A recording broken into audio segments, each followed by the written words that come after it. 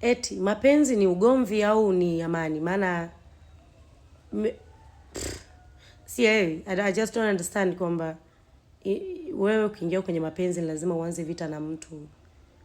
Hiyo ni kupenda? Au unakuta mdada anapendwa anaanza kumfuatilia mtu, anaanza uko wapi? Mbona huko hapo? Mbona huko hapa?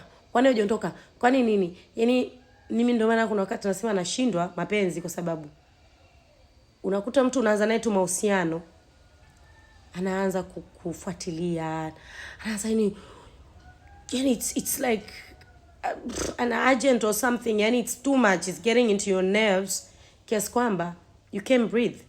Lakini waambie mapenzi sio hivyo, na kumjua mtu inahitaji muda, na sio kuanza kufuatilia vitu na kuuliza watu kuhusu ule mtu ni nani.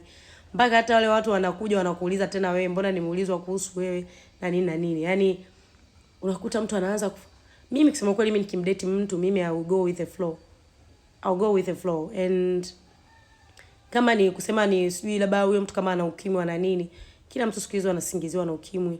Kama kusema labda huyo mtu sijui ana shida ya akili, kila mtu siku hizo anasingiziwa na shida ya akili. Mimi I'll just get to know you and I'll go flow with you. You love me, I love you. That's it. I find that is more of a peaceful love, more than kuanza kumharass mtu, kumdoubt mtu, it's not giving love. It's giving FBI, it's giving usalama, it's giving all kind of police work. It's giving that. If you really want your partner to have a peace with you, basi wewe inabidi uwe mpole kwake na uende naye mpole. Na kuna kitu ambacho watu watuelewi. Kama mimi kwa mfano nikimpenda mtu, mimi I'll make sure they are okay, and I'll make sure in every situation that they are in they will be settled.